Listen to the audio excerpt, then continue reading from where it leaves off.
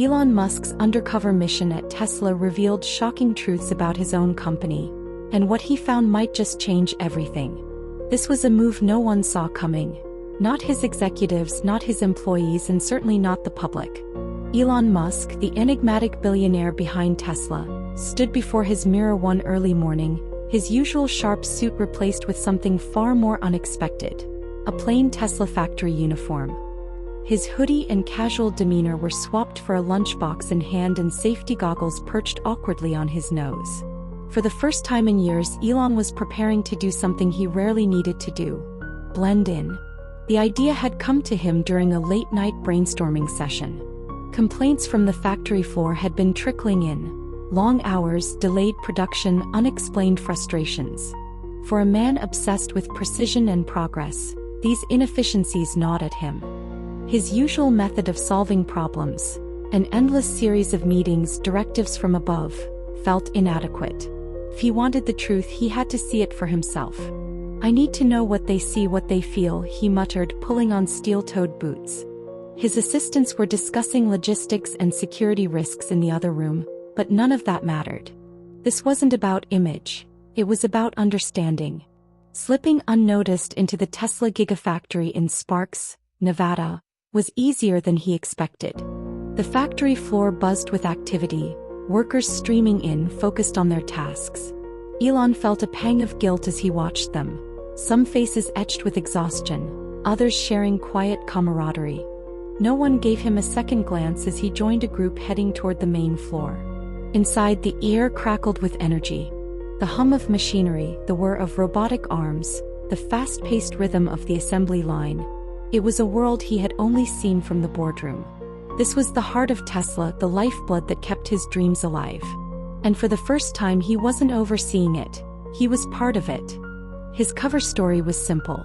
He was Dan, a mid-career technician transferring from a smaller plant.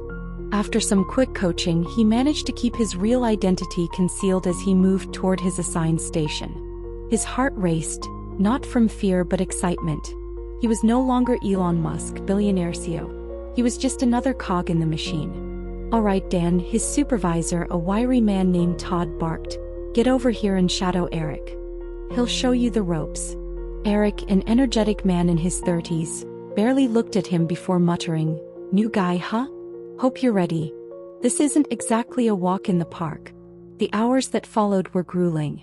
Sweat trickled down Elon's brow as he worked on the assembly line, tightening bolts, adjusting screws. Tasks physically demanding, mentally exhausting, and relentlessly scrutinized by Eric. But it wasn't just the physical toll that struck him. It was the stories he overheard.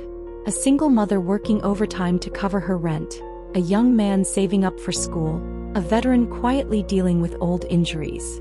These were Tesla's true employees, far more than mere statistics on a quarterly report. They were real people facing real struggles.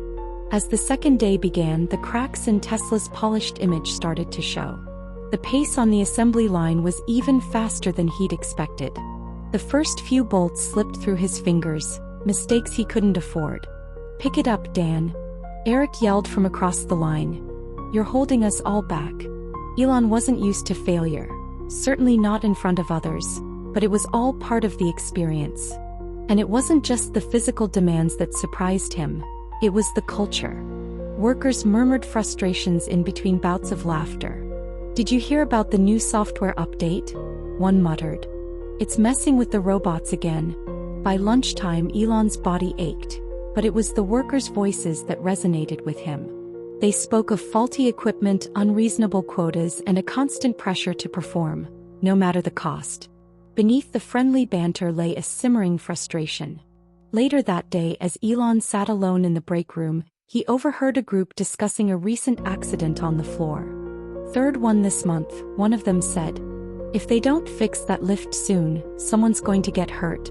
The words hit Elon hard. This wasn't just about efficiency, it was about people. Safety was a real concern. And it wasn't just a few isolated incidents. These were systemic problems. By the end of his third day, Elon had witnessed something even more profound.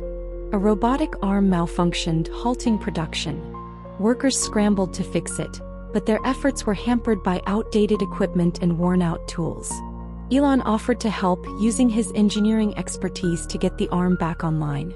But even as they worked, time ticked away, an hour of precious production lost. He realized that for all Tesla's innovation, the factory floor was falling behind. It wasn't just the machines that were broken, it was the system. The workers were forced to improvise, using their own creativity to keep the line moving. They had ideas, solutions, but they were never heard.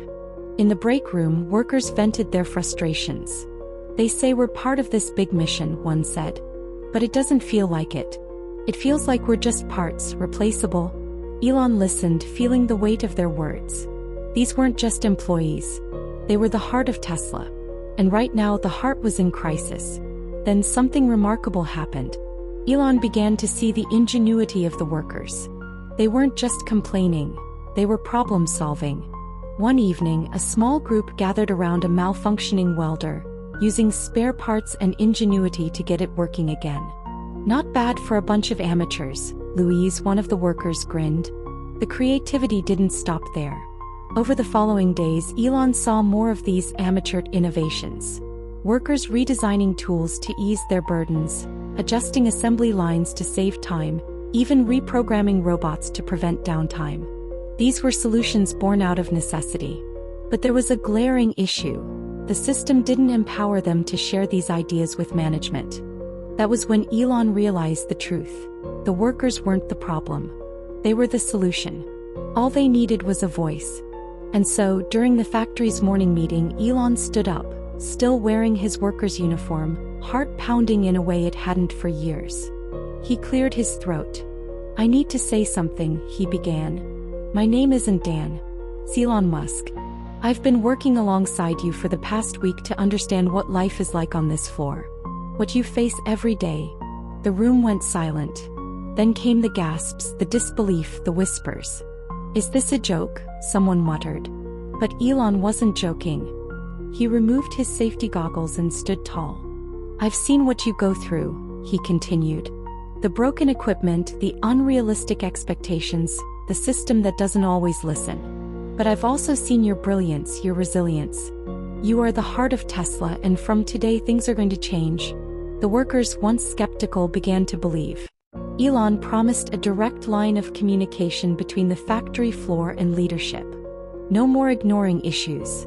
No more cutting corners. The room erupted into applause. What followed was nothing short of transformative.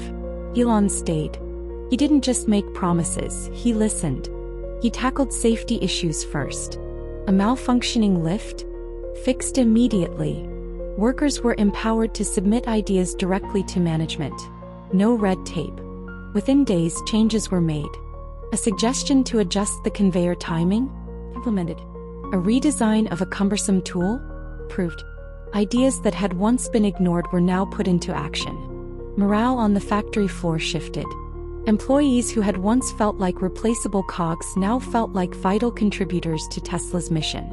The changes didn't just affect the factory, they reverberated through the entire company. Elon carried the lessons of the factory with him back to his executive role. During a company-wide meeting, he said, "1 week on the factory floor taught me more about leadership than years in the boardroom. Innovation doesn't just come from the top. It comes from every level, especially from those closest to the work." Elon's Undercover mission became a turning point for Tesla, a reminder of the power of listening, the value of every individual, and the strength that comes from working together. It wasn't just a story about one company, it was a lesson for all of us.